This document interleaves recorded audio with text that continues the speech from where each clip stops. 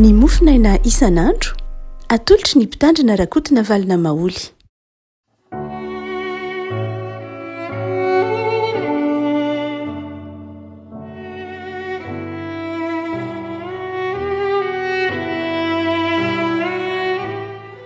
Fanamarahantsika rehefa kotratra ity alarobia fa iny volana may ity. Ny mofinaina izay voalahatra ao antsika dia ny filazan'ny tsaramaso araka ny lioka toko 12, lioka toko 12, andininy fahavalo ka hatramin'ny faha 12, lioka toko 12, andininy fahavalo ka hatramin'ny faha 12. Vakintsika amin'ny anaran'i Jesosy izany. Falazaiko aminareo, nazovy no manaiky ahy eo anatrehan'ny olona ho Jesosy, dia ekeny zanak'olona kosa izy eo anatrehan'ny anjelin'Andriamanitra. Fa izay manday ahy eo anatrehan'ny olona dia ho lavina kosa izy eo anatrehan'ny anjelin'Andriamanitra. Fa nazovy no hanao teny hanohitra ny zanak'olona dia hahazo famelan-keloka, fa izay miteny ratsy ny fanahy masina dia tsy mba hahazo famelan-keloka. Ary raha mitondra anareo ao amin'ny sinagoga sy ny mpanapaka ny manam-pahefana izy, dia aza malaza hiavalinareo na izay ho lazainareo fa ny fanahy masina izay mampianatra anareo amin'izany ora izany izay mety ho lazainareo. Ray Masina manomasinana amin'ny fahamarinana, ny teninao no ho fahamarinana. Amen. Fampianarana momba ny fanahy masina moa no resahana amin'ity lioka toko 12 ity, isan'izay zava-dehibe amintsika ny fampianarana momba ny fanahy masina. Itsika nampianarina satria izay raha teo ny soratra masina mampianatra antsika ny fanahy an'Andriamanitra ary ny maha-Andriamanitra ny fanahy masina. Ny fanahy masina dia Andriamanitra ary manamafy izany ity lioka toko 12 ity. Andriamanitra mitoetra amintsika ny fanahy masina. Jesosy Andriamanitra mpamonjy, Andriamanitra zanaka namonjy teo amin'ny hazofijaliana, Andriamanitra izay niara-niasa tamin'Andriamanitra tamin'ny fahariana teo izy Andriamanitra zanaka. Teo koa ny fanahy masina izay Andriamanitra mitahiry antsika amin'ny asa-pamonjena nataon'i Kristy, tamin'ny asa nampanavaozana nataon'i Kristy, tamin'ny asa-pahariana nataon'i Kristy, dia ny fanahy masina no mitahiry antsika amin'izany fanavaozana nataon'ny tompony izany. Andriamanitra mitoetra amintsika ny fanahy masina. Jesosy niakatra nakany an-danitra mitoetra eo kavanan'Andriamanitra, fa ny fanahy masina kosa no mitoetra amintsika. Noho izany dia zava-dehibe amintsika ny fahafantarana ny asan'ny fanahy masina. Jaona toko 4:10, toko 5:10 dia tena manome fanazavana lava momba ny fanahy masina. Ny asan'ny fanahy masina, ny toetra ny fanahy masina, ny maha-Andriamanitra ny fanahy masina. Manazava an'io avokoa ireo antsifotra masina betsaka izao am-pelatanantsika. Paoly moa dia manazava manomboka amin'ny hoe ny fanahy masina no mari-pamantarana ny maha olona afaka. Fanahy masina mampahatsiaro antsika fa olona afaka isika. Dia eto amin'ity lioka toko 12 ity dia miresaka ny tapany farany izay zara-mofinaina ao antsika, dia ny 12 fa ny fanahy masina no hampianatra anareo. Ny fanahy masina no hampianatra anareo. Ilay voambolana hoe mampianatra dia zava-dehibe rehefa malala, satria voambolana fanalahidy mihitsy eo amin'ny soratra masina ny hoe mampianatra.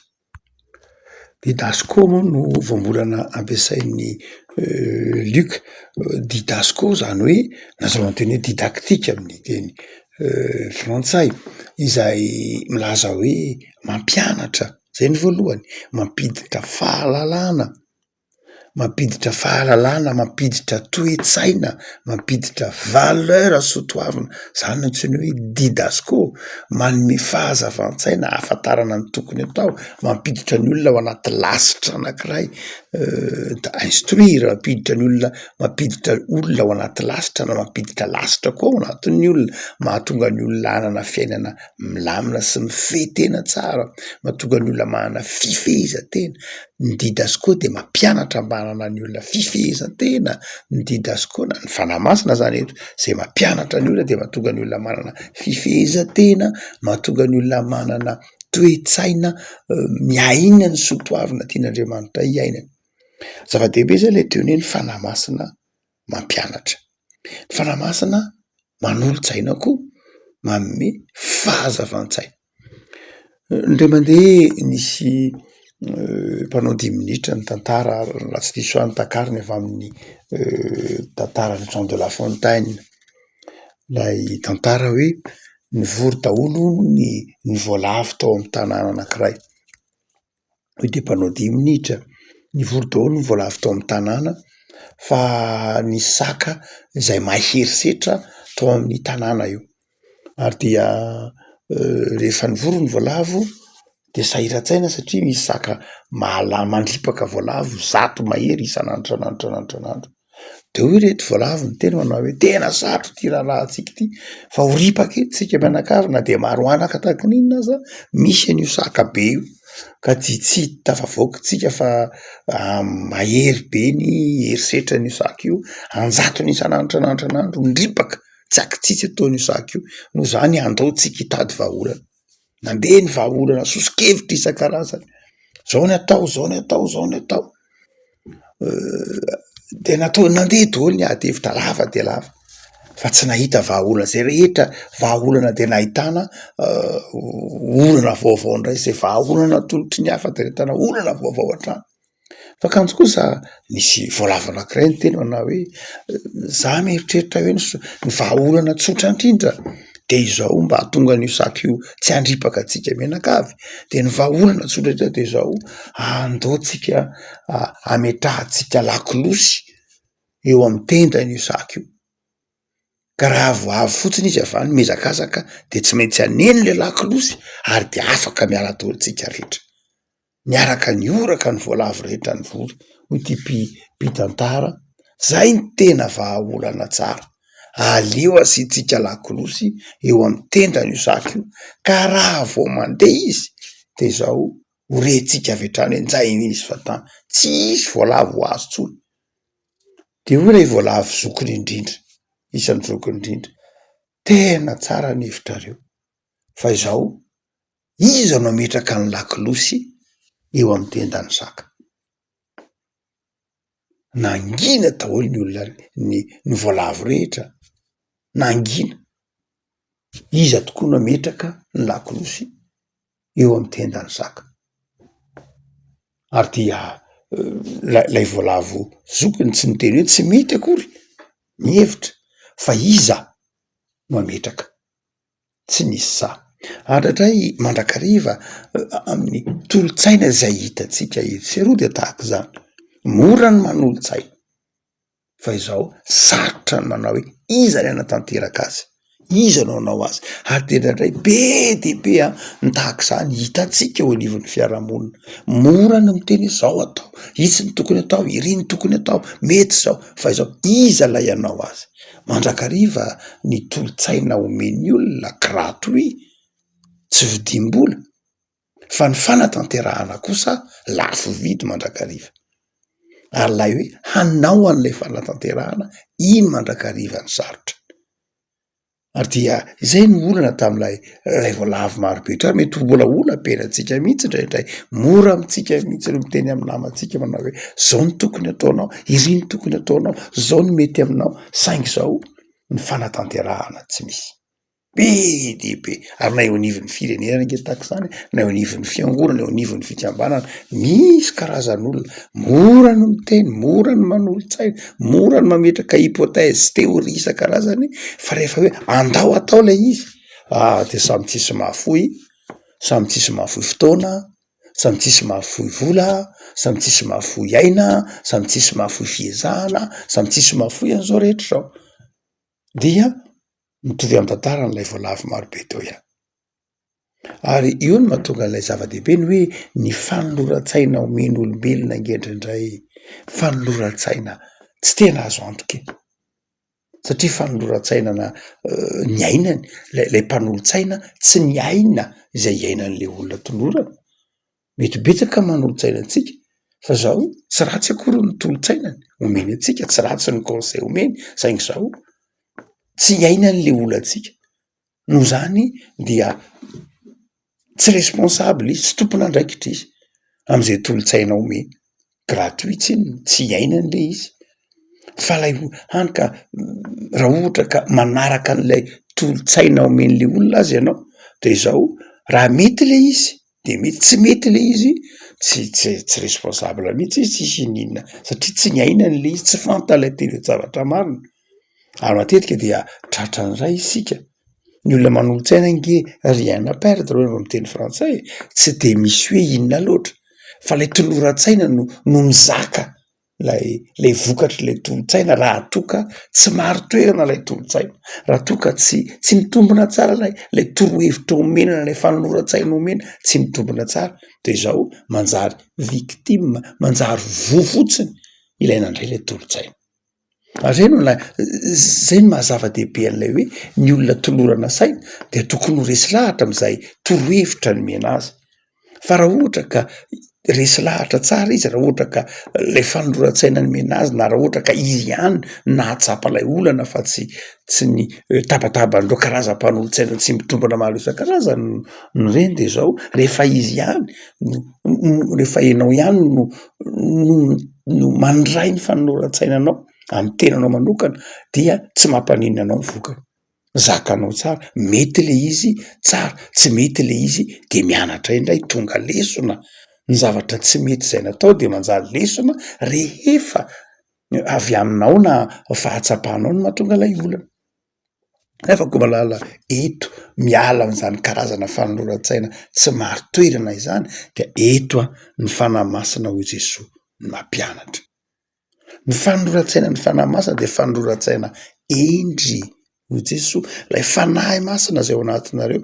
de fanahy endry fanahy mahay manavaka fanahy tsy mampianatra zavatra diso fanahy tsy mialangalana fanahy tsy hoe rehefa manolontsaina dia manome torohevitra tsy azo tanterahina satria be deaibe ny manolontsaina fa tsy azo tanterahana ny hevitra be deaibe ny manolontsaina fa tsy marina ny tolotsainana be deaibe ny manolontsaina fa mampienjeranao indray ny tolotsainana tsy hoe raha tsy fanahy izy fa diso mihitsy ny zavatra meny tsy fananiny fa ny torohevitra omen'ny fanahy masina ho Jesoa de torohevitra endry ary na de ary zany torohevitra omen'ny fanahy masina zany de zao tsy tary zany tonga amin'ny fotoanany zany ray mahazava-dehibe le fanahy masina ao anatintsika tsy mitotototo mitady fanoloran-tsaina azy ary isika tsy miantehitra amin'ny fahendren'olombelona tsy miantehitra amin'ny fahazavan-tsain'olombelona tsy miantehitra amin'ny expérience na ny traikefan'olombelona fa lay fanahy masina mihitsy manome anao tolotsaina sy fahazavan-tsaina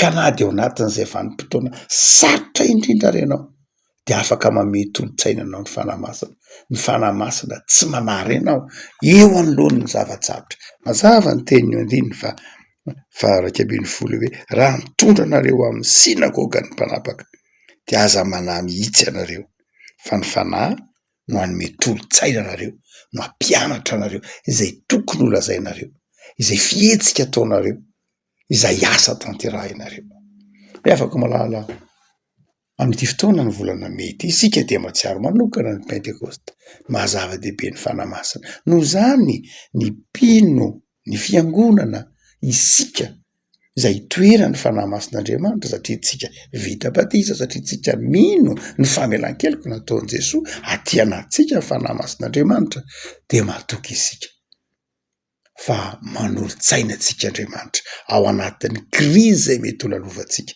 ary zany mandrakariva hitantsika eo tantaran'ny asan'ny apôstôly ny dina ataondry Petera ny lalana ny diavindry Paoly izay nanolonan'Andriamanitra fahazavan-tsaina azy tamin'ny alalan'ny fanahy masina de inona ary ny tokony ho tohi-po tokony hanafy de Jesoa eto miteny amin'ny alalan'ny Matthieu amin'ny alalan'ny Luc manao hoe aza manahy mihitsy anareo aza be eritreritra anareo fa mahatoky fa ny fanahy masina de mpanolo-tsaina ary ao anatin'ny zavatsarotra de manome tolotsaina anareo fanahy masina noho zany manana fahatokiana fahazamana fa ny faharoa de izao aza matahotra ny miatrika zavatra sarotra am'izay rehetra ataonao aza mandositra zavatra sarotra aza kanosaka mandositra zavatra sarotra zao tontolo zao no ty mitady zavatra mora satria no heverina fa ny fiainana mora ny mahafinaritra de amoraina loatra ny zavatra rehetra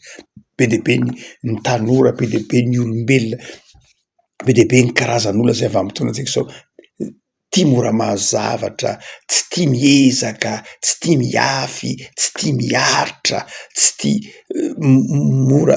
mora te ho tafitaingana tia hanan-javatra aingana te ho tonga amy tanjona aingana fa tsy kanefa tsy vonona ny ezaka tsy vonona ny iafy tsy vonona ny aritra be deaibe na ohatr'izany eto dia ny fanahy masina Jesosy tsy miteny hoe tsy handalo zavatsarotra mihitsy ianareo am'ty fanompony ity am'ty fiainany ity vo izy manao hoe tena mety hoentin'ny olo amy sinagoga mihitsy ianareo mety handalo zavatsarotra mihitsy ianareo mety ho tsarain'ny olona mihitsy ianareo mety ho melohan'ny olona mihitsy ianareo mety ho andalo krizy mihitsy ianareo fa zao aza manahy afaka malala ny mpanompon'Andriamanitra tsy hoe toerany fanahy masina ihany ka omen'Andriamanitra fahazavan-tsaina fa izao mahatoky fanahy mandalo zavatsarotra raha de omen'Andriamanitra vahaolana ny fanahy masin'Andriamanitra tsy olana fa mpitondra vahaolana ny fanahy masin'Andriamanitra miteny amitsika mananatra atsika mampahery antsika mahatonga atsika manam-paharetana hanao tsara ary manam-paharetana hanompo an'Andriamanitra ivavaka sika tompo ao amisoranao zahay ny amin'ny fanahinao masina zahay aty anatinay fanahy mampahery anay fanahy mampionona anay fanahy mahatonga any mahana fahazavan-tsaina sy manolo-tsaina anay ny fanahinao zahay mahatonga anay mahazaka ny sarotry mahazaka ny fizaham-toetra fanahy mahatonga anay miaritra sy maharitra ka vonina hanao ny tsara sy handroso hatrany amin'ny fahatsaram-piainana da io tompo ity alarobia ity zay omenao anay alarobia anomponay ianao alarobia anarahanay ianao alarobia falianay aminao Andriamanitra de aza mahafoina mahasaraka ananao tompo malala aoka anjaka ato-ponay ny fitiavana anao aoka anjaka ato-ponay ny fifaliana ny fanarahana anao